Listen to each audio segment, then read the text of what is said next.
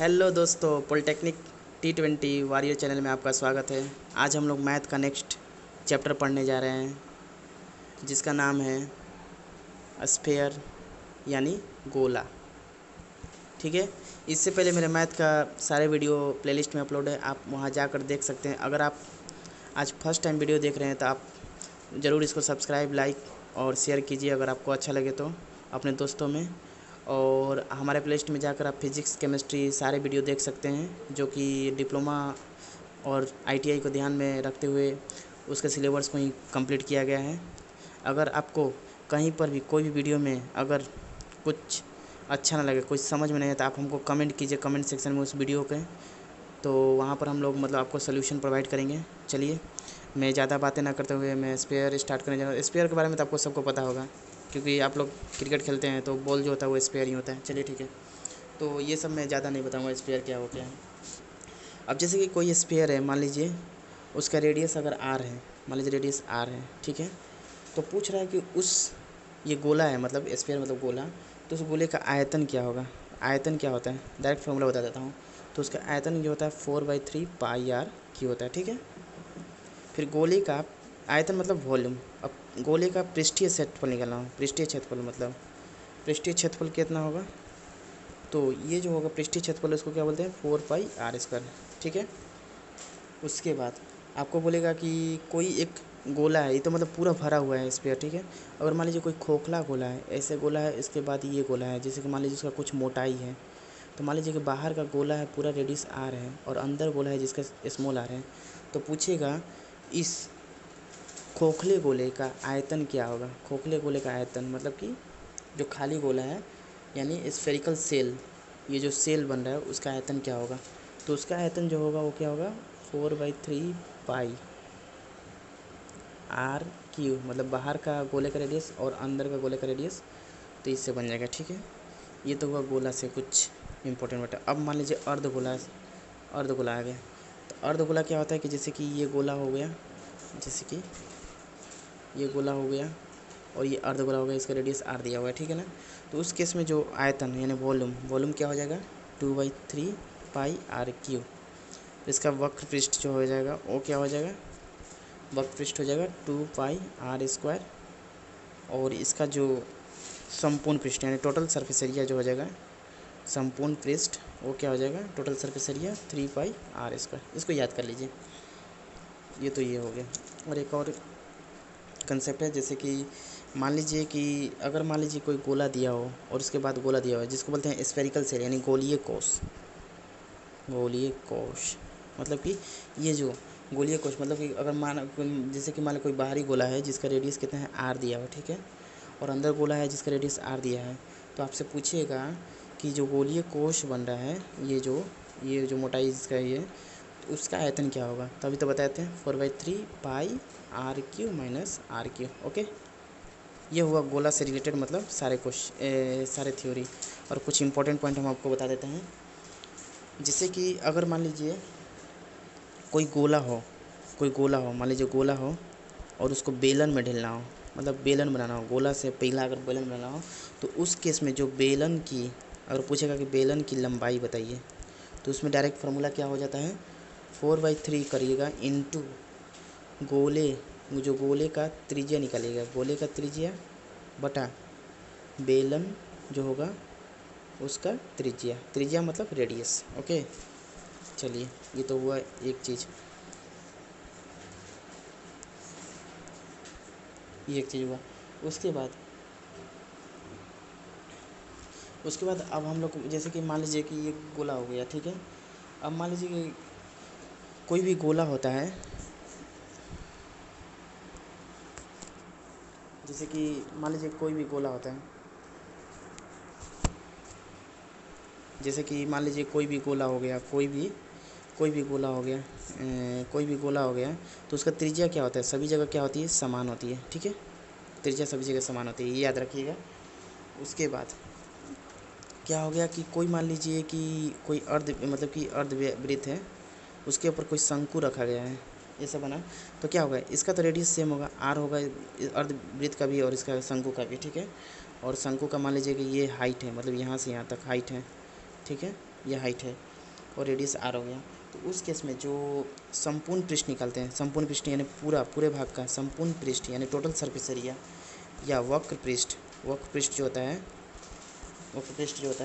वो क्या होता है, पाई आर एल प्लस 2r, याद कर लीजिएगा ये होता है।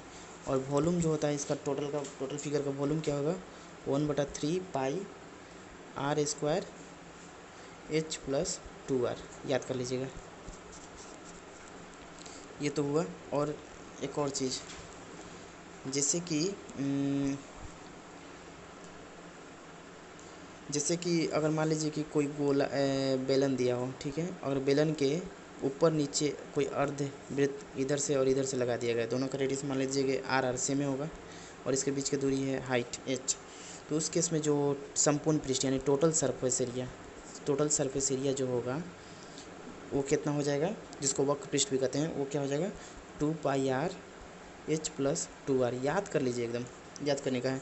और वॉल्यूम जो हो जाएगा मतलब टोटल का 1/3 pi r square 3h plus 4r। ये कैसे आया इसको अभी जानने की ज़रूरत नहीं है, मतलब बस आप याद कर लीजिए। अगर आपको चाहिए मतलब कि कैसे आया तो मैं इसको एक्सप्लेन कर सकता हूँ, लेकिन वो आप एग्ज़ाम पॉइंट ऑफ व्यू से इम्पोर्टेंट नहीं है, वो सब ज़रूरत था जब आपको एग्ज़ाम दे रहे थे तब। चलिए ये हुआ थ्योरी, थ्योरी अब ख़त्म हुआ। अब चलिए एक क्वेश्चन देखते हैं। जैसे कि मान लीजिए कि क्वेश्चन आता है, जैसे कि कोई एक गोला है जिसकी त्रिज्या में 50% की वृद्धि कर दिया गया है। मान लीजिए कोई गोला है जिसका त्रिज्या आर था, उसमें 50% त्रिज्या बढ़ा दिया गया, तो इसके आयतन में कितना बढ़ेगा। जैसे मान लीजिए कि कोई गोला हो, अगर मान लीजिए गोला जिसका आर है, अगर मान लीजिए उसका त्रिज्या में और थोड़ा सा बढ़ा दीजिएगा तो क्या गोला का आयतन बढ़ेगा ही ना। तो पूछ रहा है कितना बढ़ेगा। तो सबसे पहले मान लेते हैं कि शुरू में जो दिया गया है जो गोला है उसका त्रिज्या क्या है, आर है। फिर उसके बाद न्यू गोला यानी नया गोला जो बनेगा उसमें 50% बढ़ा देते हैं, तो आर प्लस आर का 50% निकाल देंगे ना। तो क्या हो जाएगा, आर 50% मतलब 1/2 यानी मतलब r/2 यानी मतलब कि 3r/2, ये आ गया, दूसरा रेडियस आ गया। तो उसके बाद आयतन कैसे निकालते हैं। तो आयतन फर्स्ट गोले का आयतन क्या होता है, गोले का आयतन आपको पता है ना क्या होता है, 4/3 पाई आर क्यू। तो इसका हो गया 4/3 पाई आर क्यू, ठीक है। और इस गोले का जिससे कि हमारा रेडियस ये है, तो इसका क्या हो जाएगा 4/3 पाई, और आर के जगह पे लिखेंगे 3r/2 का क्यूब, ठीक है, इतना लिख दिए। उसके बाद क्या करेंगे, तो आयतन में वृद्धि निकालना है। तो वृद्धि का मतलब क्या होता है, मतलब दोनों को घटा देंगे। तो जैसे कि मान लीजिए दूसरा को सॉल्व किए तो ये आया, मतलब बड़ा गोला में से जो वृद्धि होने के बाद जो आया आयतन, वो माइनस जो शुरू का गोला था उसका आयतन घटा दिए। तो हम घटाएंगे तो इस एलसीएम लीजिएगा तो नीचे 6 आएगा और ऊपर वो कट जाएगा तो 300, यानी मतलब 19 पाई आर क्यू/6 आ जाएगा, ठीक है ना। ये तो मतलब वृद्धि आया, लेकिन हमको परसेंटेज निकालना है। तो आपको बताया था ना लाभ परसेंटेज कैसे निकालते हैं, विक्रय मूल माइनस क्रय मूल बटा क्रय मूल इंटू 100 करते थे। यानी मतलब नीचे हमको फर्स्ट वाला से जो गोला था शुरुआती उससे हमको भाग देना पड़ेगा, भाग दिए और इंटू 100 से गुना करेंगे, ठीक है। इससे आंसर निकालिए, आ जाएगा 237.5%, ठीक है। ये तो एक हुआ। चलिए एक क्वेश्चन नोट कर लीजिए कि कोई एक बेलन है, ठीक है। अगर उसकी त्रिज्या में मतलब रेडियस में 50% बढ़ाते हैं, बेलन की त्रिज्या में 50% बढ़ाते हैं, तो बताइए कि उसके आयतन में कितना चेंज होगा। इसका आंसर हमको कमेंट सेक्शन में कमेंट कीजिए। अगर नहीं बन रहा है तो आप बोलिए, मैं उसको बना कर दिखाऊंगा। चलिए ठीक है। अच्छा एक और क्वेश्चन है, जैसे कि मान लीजिए एक गोले है जिसका संपूर्ण पृष्ठ कितना दिया हुआ है। जैसे ये क्वेश्चन आया हुआ है, संपूर्ण पृष्ठ इसका दिया हुआ है 36 पाई। तो पूछ रहा है इसका आयतन क्या होगा। गोले का क्या दिया हुआ है, संपूर्ण पृष्ठ दिया हुआ है, ठीक है ना। तो उसके बाद पूछ रहा है कि इसका आयतन क्या होगा। तो ये तो बहुत आसान है, आप तो बना सकते हैं इसको। तो गोले का संपूर्ण पृष्ठ कितना दिया है 36 पाई, तो उसको कैसे लिखिएगा बताइए। तो मान लेते हैं गोले का त्रिज्या कितना है, आर है, ठीक है। गोले का त्रिज्या आर है, ठीक है ना। तो संपूर्ण पृष्ठ मतलब निकालने के लिए गोले का संपूर्ण पृष्ठ कैसे निकालेंगे। तो सबसे पहले क्या कर लेंगे कि ये जो है क्या बोलते हैं कि जैसे कि इसका आप सबसे पहले रेडियस निकालने की कोशिश करेंगे, ठीक है। गोले का संपूर्ण पृष्ठ,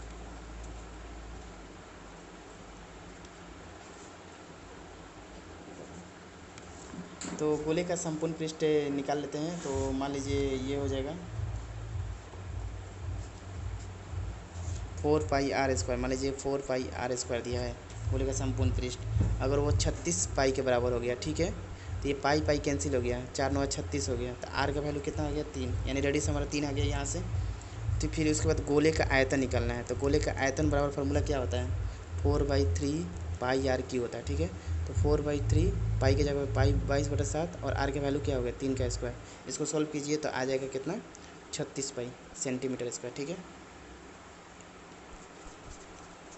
उसके बाद एक और क्वेश्चन हम लोग लेते हैं, उसके बाद वीडियो को क्लोज करते हैं। जैसे कि मान लीजिए कोई एक धातु है, ठीक है, एक खोखले गोले का बाहरी व्यास, मान लीजिए बाहरी व्यास कोई मतलब कि धातु है जिसका खोखले बाहरी व्यास दिया हुआ है आर दिया हुआ है, ठीक है, और तथा वह जिस धातु का बना है उसकी मोटाई, मान लीजिए कुछ धातु का बना है उसकी मोटाई दिया हुआ है, कितना दिया मोटाई 2 सेंटीमीटर, मान लीजिए ये 2 दिया हुआ है। तो पूछ रहा है कि उसमें निर्माण में लगी जो धातु है जो मोटाई उसका आयतन क्या होगा। तो आपको बताया था ना फार्मूला क्या होता है, 4/3 pi r cube minus r square, मतलब कि आपको ये निकालना है इसका, ये सेल का। तो आपका कैपिटल आर कितना दिया हुआ है, पूरा बड़ा आर का व्यास दिया हुआ है 8, तो रेडियस उसका क्या हो जाएगा 4 हो जाएगा। तो यहाँ पर आर का वैल्यू यहाँ 4 क्यू लिख दीजिएगा माइनस, और स्मॉल आर कैसे निकालेगा, जैसे कि ये पूरा 4 दिया हुआ है, ठीक है ना, मतलब पूरा 8 दिया हुआ है, और मोटाई यहाँ से 2 है यहाँ से 2 है, तो 8 में से यहाँ 2 घटाएगा और एक और 2 घटाएगा, मतलब इधर वाला 2 घटाएगा इधर वाला 2 घटाएगा, तो हमारा ये बीच वाला छोटा सर्कल का व्यास निकल जाएगा। तो कितना हो जाएगा 4 हो जाएगा व्यास, तो इसका रेडियस कितना हो जाएगा 4/2 यानी 2 हो जाएगा, तो यहाँ 2 का क्यू कर दीजिएगा। उसके बाद इसको बनाइए, आप इसको बनाइए और इसका आंसर आपको कमेंट सेक्शन में कमेंट कीजिए, और कहीं भी आपको डाउट हो तो आप ज़रूर कमेंट कीजिए कमेंट सेक्शन में, हम उसका सॉल्व करेंगे। चलिए, और आप क्वेश्चन बनाइए अगर कोई प्रॉब्लम हो, और वीडियो को सब्सक्राइब कीजिए, लाइक कीजिए, अपने दोस्तों में शेयर कीजिए। चलिए बाय।